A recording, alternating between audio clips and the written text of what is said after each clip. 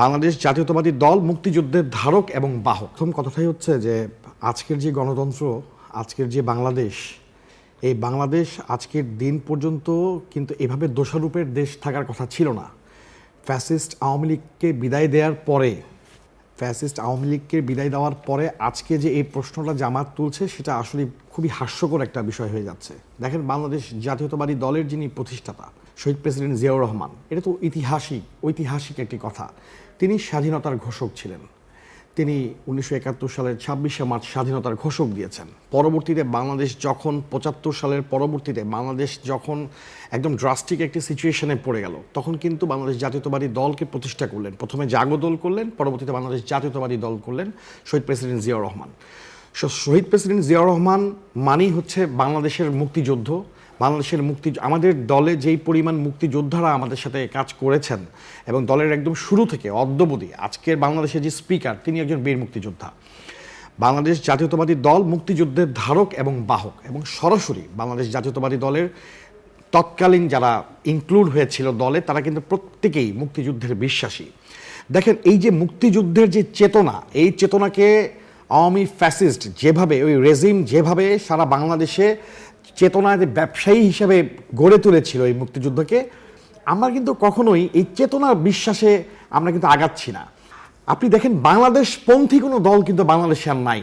5ই আগস্টের আগ পর্যন্ত একটা ছিল 71পন্থী দল, তারা মুক্তিযোদ্ধাকে তাদের নিজেদের সম্পত্তি মনে করেছে, অথচ যে মুক্তিযুদ্ধের ঘোষণা দিয়েছে শহীদ প্রেসিডেন্ট জিয়াউর রহমান, মানে বাংলাদেশ জাতীয়তাবাদী দলের প্রতিষ্ঠাতা, ঠিক তেমনি 5ই আগস্টের পরে আরেকটি দল আবার বলছিল কি 5ই আগস্ট তারা নিজেরা করেছে। হ্যাঁ, সেই জায়গা থেকেই যদি একটু বলি যে এনসিপির নেতা নাহিদ ইসলাম তিনি বলছেন যে আমাদের ফাউন্ডেশন মুক্তিযুদ্ধ, সেটা নিয়ে বিতর্কের সুযোগ নাই, কিন্তু জুলাই গণঅভ্যুত্থান হচ্ছে মুক্তিযুদ্ধের নবায়ন।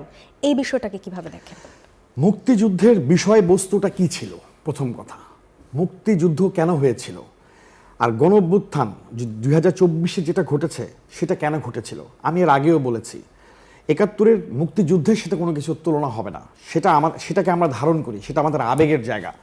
কিন্তু 24-এর গণঅভ্যুত্থানকেও কিন্তু আমরা ধারণ করি, এবং গণঅভ্যুত্থানে কিন্তু শুধুমাত্র নাহিদরাই যে নেতৃত্ব দিয়েছে তা না, সরাসরি আমরা রাজপথে থেকেছি। আপনারা অসংখ্য লক্ষ লক্ষ মানুষ, কোনো স্টুডেন্টদের দেখে যদি এই গণঅভ্যুত্থানটা হতো, তাহলে আজকে এনসিপি 6টা সিট কিভাবে পায় আমার প্রশ্ন। আজকে জামাত সব কিছু মিলিয়ে 73টা সিট পায় আমার প্রশ্ন। তাহলে কেন তারা 213টা সিট পেল না? তারা কেন 250টা সিট পেল না? তাদের দিকে তাকিয়ে তো বাংলাদেশের মানুষ আসেনি। বাংলাদেশের মানুষ তাদের ভোট প্রদান করেছে, সঠিক রায় দিয়েছে কাদের পক্ষে? গণতান্ত্রিক একটি দলের পক্ষে। তা আমার স্পষ্ট বক্তব্য হচ্ছে, 71-এর সাথে 24-এর তুলনা হতে পারে না। 71 আমি আগেও বলেছি, 71 আমাদের লিবারেশন, আর 24 হচ্ছে আমাদের রেভলিউশন। সো এই রেভলিউশন এবং লিবারেশনকে কখনো একসাথে করা যাবে না। হ্যাঁ, রেভলিউশন থেকেই আস্তে আস্তে লিবারেশনের দিকে যায়। এরকম 24-এর মতো অনেক 47 থেকে শুরু করে প্রত্যেক সময় গণঅভ্যুত্থান হয়েছে। 69-এ গণঅভ্যুত্থান হয়েছে, 47-এর পরে অনেকবার গণঅভ্যুত্থান হয়েছে, 52-তে গণঅভ্যুত্থান হয়েছে, সেটাও আমরা ভাষা আন্দোলনকে গণঅভ্যুত্থান হিসেবে ধরছি।